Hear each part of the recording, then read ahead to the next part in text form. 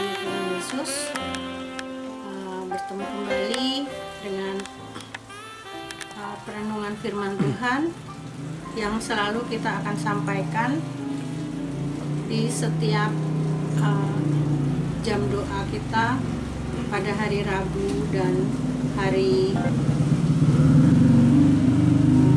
Sabtu pagi. Pada pagi hari ini kita akan belajar bersama mengenai iman yang tidak dipengaruhi oleh penglihatan dan lingkungan. Ini kita akan bercerita tentang satu tokoh yang namanya adalah Bartimius, yang akan kita belajar sama-sama dari kitab Markus 10 ayat 48 sampai 52. Baiklah, kita akan mulai perenungan kita pada pagi hari ini. Kita akan berdoa bersama-sama. Tuhan Yesus, kami mengucap syukur Engkau memberikan waktu yang baik pada pagi hari ini untuk boleh belajar firman Tuhan bersama-sama. Kita akan belajar tentang seorang tokoh yang imannya tidak dipengaruhi oleh penglihatan dan lingkungan yang ada di sekitarnya. Biarlah Engkau akan memberikan hikmat kepada kami semua, supaya apa yang kami renungkan, apa yang kami baca, apa yang kami pelajari, boleh kami lakukan di dalam kehidupan kami sehari-hari. Terima kasih Tuhan Yesus, terpujilah Engkau kekal selama-lamanya. Amin. Kita akan bersama-sama membaca firman Tuhan yang akan kita renungkan bersama pada pagi hari ini. Mari kita buka Alkitab kita dari Markus 10 ayat 46 sampai 52. Demikianlah firman Tuhan. Judul dari perikop ini adalah Yesus menyembuhkan Bartimius. Lalu tibalah Yesus dan murid-muridnya di Yeriko. Dan ketika Yesus keluar dari Yeriko bersama-sama dengan murid-muridnya dan orang banyak yang berbondong-bondong, ada seorang pengemis yang buta bernama Bartimius, anak Timeus, duduk di pinggir jalan. Ketika didengarnya bahwa itu adalah Yesus orang Nazaret, mulailah ia berseru, "Yesus, anak Daud, kasihanilah aku." Banyak orang menegurnya supaya ia diam. Namun semakin keras ia berseru, "Anak Daud, kasihanilah aku." Lalu Yesus berhenti dan berkata, "Panggillah dia." Mereka memanggil orang buta itu dan berkata kepadanya, "Kuatkan hatimu, berdirilah, ia memanggil engkau." Lalu ia menanggalkan jubahnya, ia segera berdiri dan pergi mendapatkan Yesus. Tanya Yesus kepadanya, "Apa yang kau kehendaki supaya aku perbuat bagimu?" Jawab orang buta itu, "Rabuni, supaya aku dapat melihat." Lalu kata Yesus kepadanya, "Pergilah, imanmu telah menyelamatkan engkau." Pada saat itu juga melihatlah ia, lalu ia mengikuti Yesus dalam perjalanannya. Demikianlah firman Tuhan yang telah kita baca bersama-sama dari Markus 10 ayat 46 sampai 52.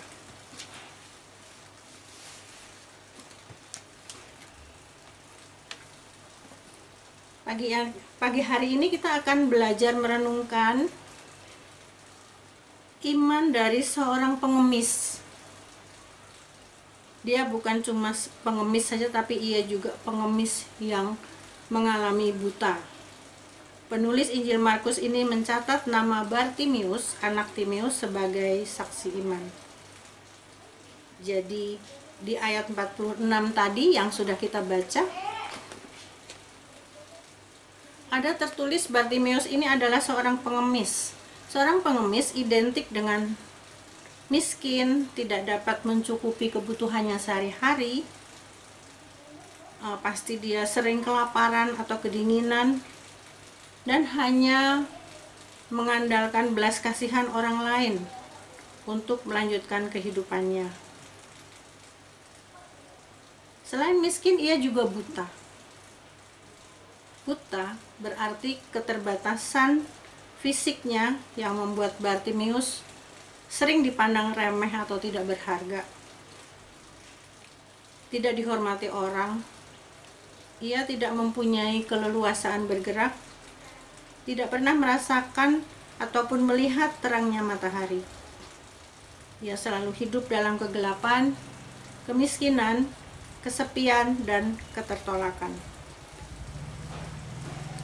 Pagi hari ini kita akan merenungkan hal-hal penting yang kita belajar, seperti apakah iman Bartimeus itu dibenarkan oleh Allah. Di ayat 47 berkata, ketika didengarnya bahwa itu adalah Yesus orang Nazaret, mulailah ia berseru, "Yesus anak Daud, kasihanilah aku." Jadi yang pertama, ini membuktikan bahwa iman Bartimeus itu tidak dipengaruhi oleh penglihatannya dia. Seringkali kita percaya setelah kita melihat mujizat. Sembuh dulu baru percaya. Menjadi sukses ataupun kaya dulu baru percaya. Diberkati dengan melimpah dulu baru percaya kepada Tuhan Yesus. Tetapi di sini Bartimeus berseru.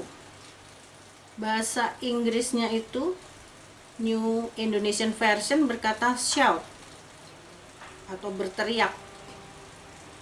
Di Alkitab bahasa Jawa dikatakannya nguwuh-nguwuh. Itu suatu seruan, itu suatu jeritan yang sangat berharap kepada orang yang dipanggilnya. Dengan kata-kata Yesus anak Daud, ia, si pengemis buta itu, tengah mengajar kita semua, memberi contoh kepada kita semua, bahwa ia mengerti siapa sesungguhnya Yesus, dan bagaimana harus menghadapi kehadirannya dengan iman percaya kita.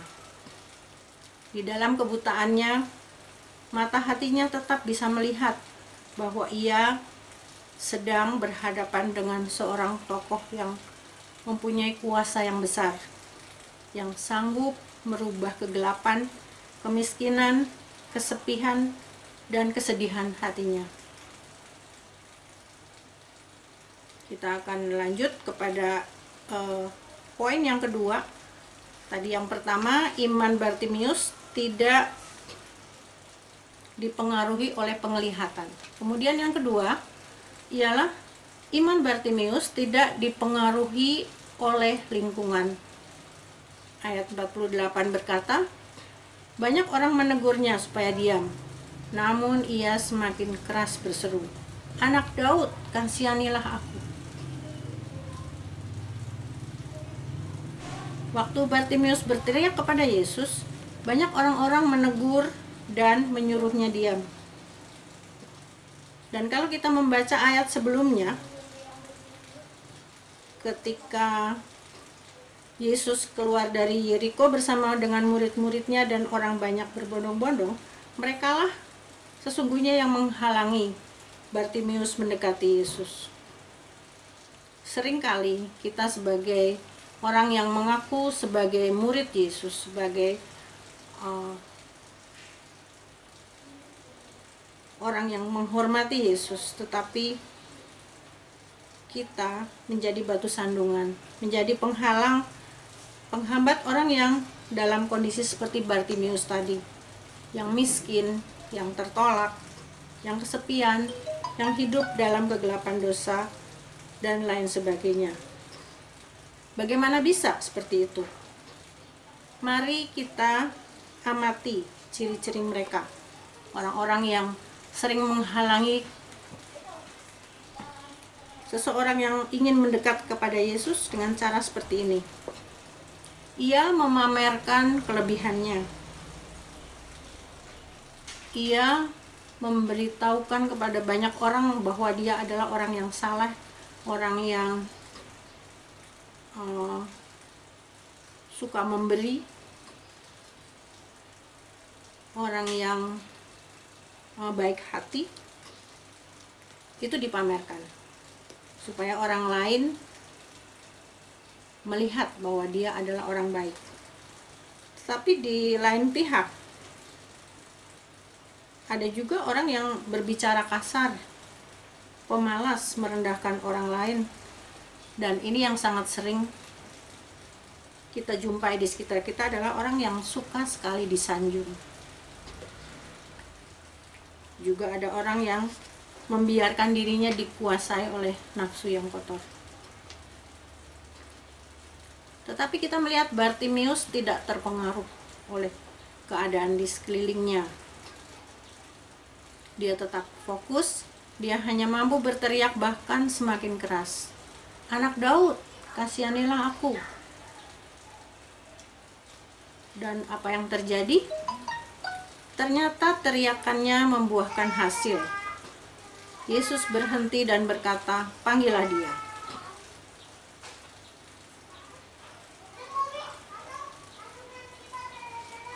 Yang ketiga, kita akan belajar bagaimana iman Bartimeus itu terpancar melalui responnya terhadap panggilan Yesus. Di ayat 50 dari Markus 10 tadi berkata, lalu ia menanggalkan jubahnya. Ia segera berdiri dan pergi mendapatkan Yesus. Di sini ada 3 kata kerja yang dilakukan oleh Bartimeus, yaitu dia menanggalkan jubahnya, ia segera berdiri, dan pergi mendapatkan Yesus.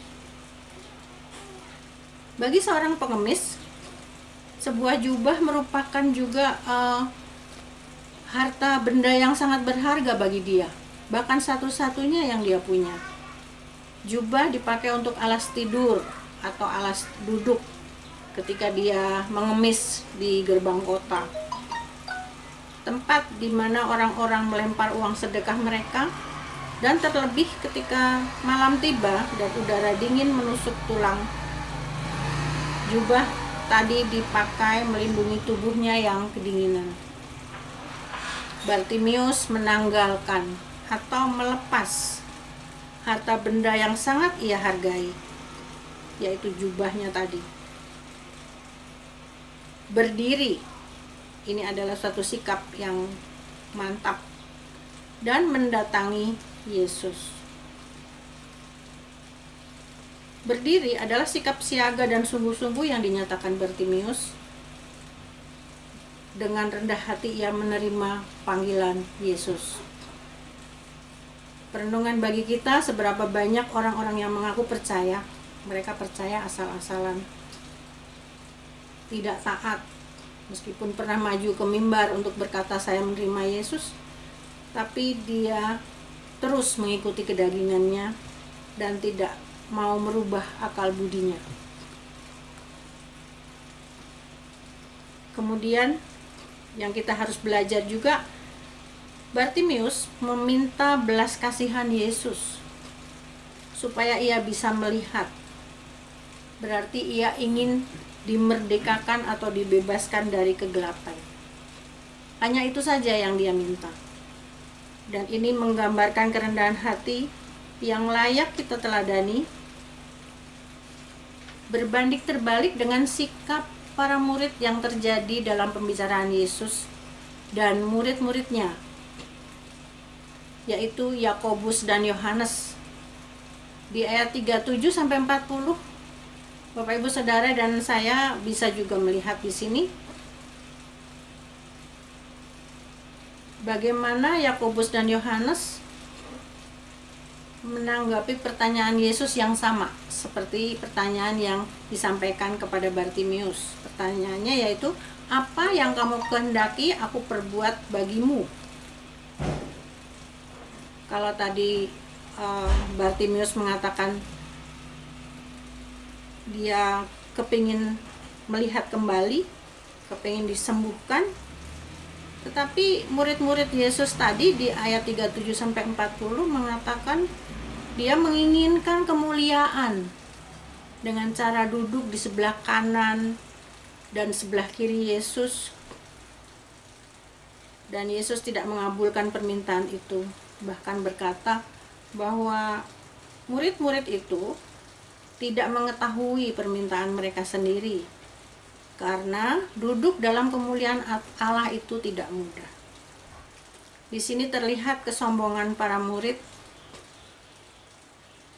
dan mereka tidak tahu diri dengan mengatakan, wah, saya sanggup melakukan syarat yang diajukan Yesus,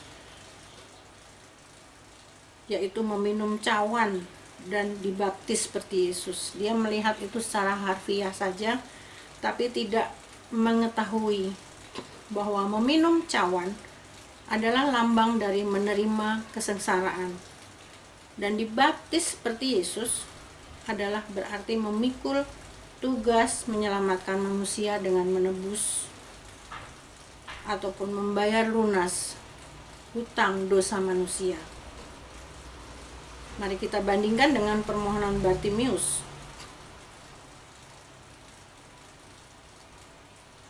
Bahwa dia cuma hanya ingin melihat, boleh melihat kembali, boleh dibebaskan dari kebutaannya. Kita di sini juga belajar ada satu hal yang penting, yaitu Bartimius melakukan lebih dari yang Tuhan Yesus perintahkan. Di ayat 52 dia berkata, ia mengikuti Yesus dalam perjalanannya.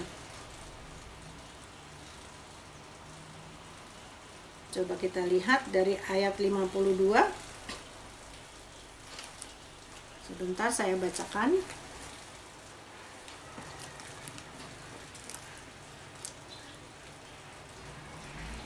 Lalu kata Yesus kepadanya, saya akan bacakan dari ayat 51. Tanya Yesus kepadanya, apa yang kau kehendaki supaya aku perbuat bagimu?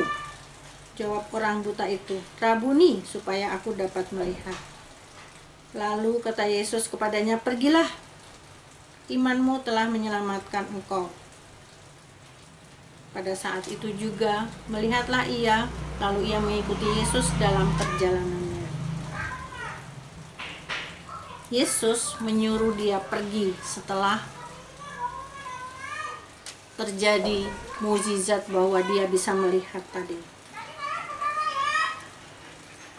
Ketika ia mengikuti Yesus setelah kejadian itu merupakan suatu bukti bahwa dia berterima kasih. Dia sungguh menghargai apa yang Tuhan berikan kepada dia, yaitu membebaskan dia dari kebutaannya. Padahal Yesus cuma bilang pergilah, tetapi setelah dia dicelikkan matanya, dia malah mengikuti Yesus. Dia pergi mengikuti kemanapun Tuhan Yesus pergi. Jadi ini adalah hal penting yang kita harus belajar, yaitu dia mengutamakan Kristus dalam hidupnya, dan namanya sampai sekarang kita bisa baca karena dicatat oleh penulis Injil Markus.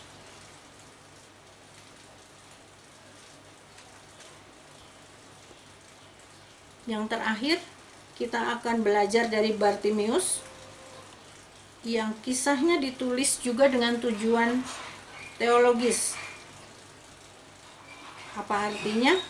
Yaitu Bartimius itu diperlihatkan di sini sebagai orang yang berkarakter. Dia sangat mengerti siapa sesungguhnya Yesus itu dan bagaimana ia harus menanggapi kehadirannya dengan iman. juga Bartimeus mengajar kita memulai untuk dapat mengenalkan kepada kita, bahkan kita sekarang mengetahuinya atau sering melakukannya dengan sebagai doa Yesus, yaitu Yesus anak Daud, kasihanilah kami. Seperti itu sering kita sampaikan di dalam doa-doa kita. Terima kasih untuk kesempatan kita boleh merenungkan firman Tuhan, boleh belajar bagaimana iman Bartimeus mengajar kita untuk tetap teguh ketika kita menyampaikan doa, menyampaikan permohonan, tetap rendah hati, dan kemudian juga siap untuk meninggalkan segala sesuatu yang berharga buat kita untuk boleh mengikut Dia. Biarlah perenungan kita pada pagi hari ini menjadi berkat bagi kita sekalian, menjadikan kita bertumbuh bersama di dalam pengenalan kita akan Tuhan kita Yesus Kristus. Tuhan Yesus memberkati.